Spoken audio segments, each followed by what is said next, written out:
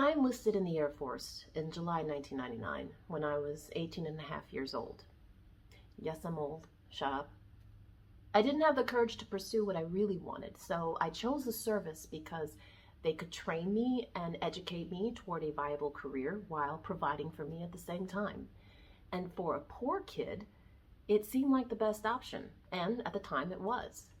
When I completed basic training in tech school, I was sent to my first duty station in Oklahoma City, of all places. Born and raised in New Jersey, plopped right into the Bible Belt of the Midwest. Culture shock doesn't begin to describe what that was like for me. And all I wanted to do was the same thing all teenagers want to do when they're on their own for the first time. Fit in and be cool. And those are two things that I never did figure out how to do, but I went through certain awkward phases like everyone else. And one of those phases included body modification. Nothing major. I couldn't have done anything extreme even if I wanted to, because the military has rules about how you can and cannot mutilate yourself. All I wanted were a couple of tattoos and piercings. For a 19-year-old, that's practically a cliche.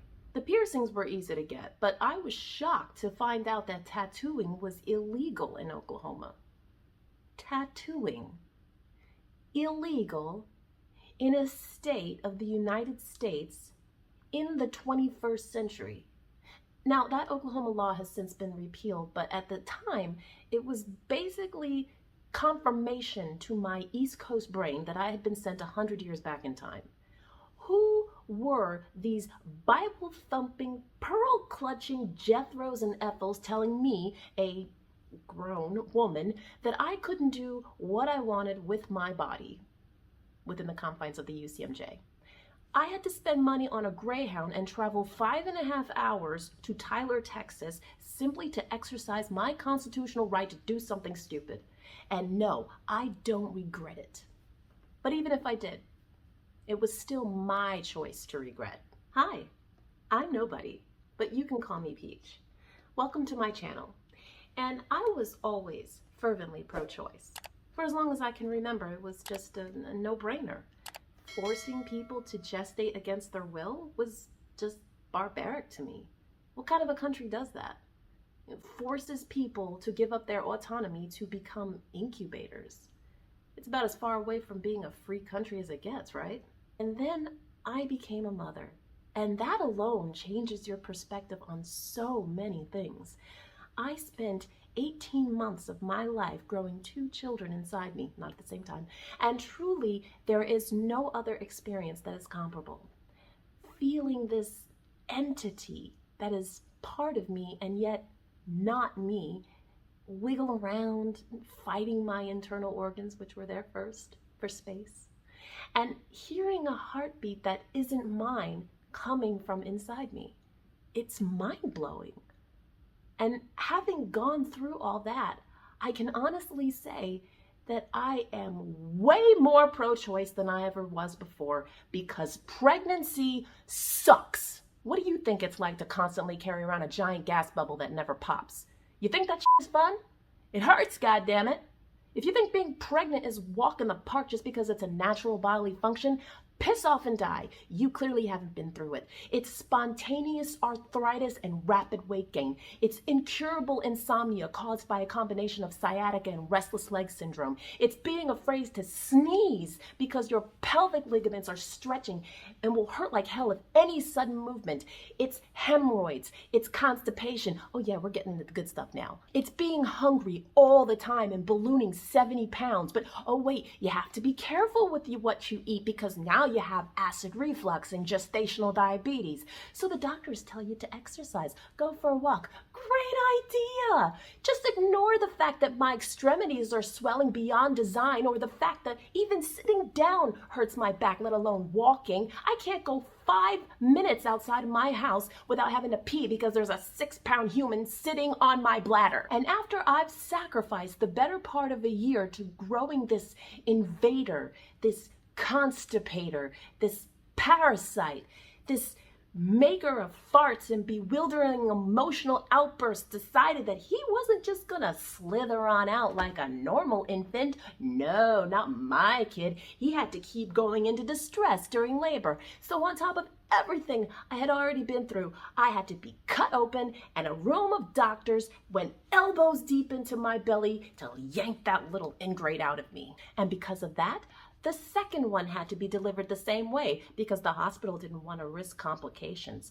So that tacks on more weeks of recovery time that my job didn't want to pay for because I live in the USA. The country that I spent my 20s serving couldn't give me just few months of paid leave to bond with my new critters. No, I had to continue to work with my stretched out, stapled body that no longer felt familiar to me and reeking of that musty stench of lachia, which is basically the 5-week period from hell.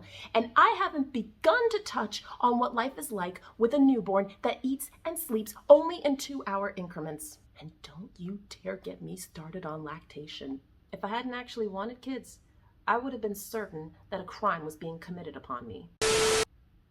I love my children, but I'm not gonna lie and romanticize something that was deeply unpleasant. But I made a choice to go through that as a 30-something-year-old homeowner with a career in a committed relationship. A choice that was mine to make. The choice to delay having children or to never have children is a choice that we're about to lose. We're about to go back to the days where biological females are prisoners of their uteruses and face the possibility of childbearing themselves into poverty. And for what? Is there too much happiness and life fulfillment going on for some folks? There's a minority, a fringe faction in this country that still wants women to be subjugated. And some of them are women because they recognize themselves as part of an elite upper class that will not be subject to the same rules set upon lower income women. They understand that there will still be places in this country and the world where they can take care of their unwanted mistakes. But for those who can't afford to travel and pay out of pocket, them. They need a permanent underclass to work for peanuts. They need women dependent and back under the thumb of our fathers and husbands. And the biggest impediment of their Christian patriarchal hellscape is the ability to control when and if we reproduce. Take away our control of our reproductive organs, you take away our life choices, all of them. And they justified this violation of body autonomy by anthropomorphizing embryos to make these ridiculous arguments about how it's murder, when in reality, it's all about control. Am I wrong? If you're on that side and you think I'm wrong, then explain what it is that you want. What is your end goal? And don't say it's to protect babies. You don't give a shit about babies if you don't give a shit about women. If you don't give a shit about families. The same side that applauds the overturning of Roe v. Wade, which is only 32% of Americans, are almost always the same people who oppose paid family leave, universal health care, free contraceptives and comprehensive sex education in public schools, free Head Start and tuition-free public colleges, and scoff at protecting victims of unless, of course, it's some bad debunked conspiracy theory involving Democrats and a pizza parlor basement. You know, in this country, we cannot be forced to donate blood, tissue, or organs to anyone, not even our own children. Human organs cannot even be legally harvested without consent from the decedent. And yet, SCOTUS is stating that biological females of childbearing age must be forced to allow another person to use their uterus, blood, and tissue for nearly a year with no regard toward their own consent. SCOTUS has decided that we deserve fewer rights than a corpse. What century is this? My second son was born on September 18th, 2020. It started off as such a happy day for me and my family. And then it went dark really fast when we found out later that day that Ruth Bader Ginsburg had died. You just couldn't hold your nose for Hillary, could you? I can't stand her either, but at least with her, we wouldn't have Justice's frat boy and Handmaid's Tale sending us back 50 years. But who cares what I think? I'm nobody. And since you probably don't care what a shriveled up boomenial has to say, you were very kind to make it this far into the video. And I thank you. Thank you for putting up with my rant and raspy voice as I am getting over a cold.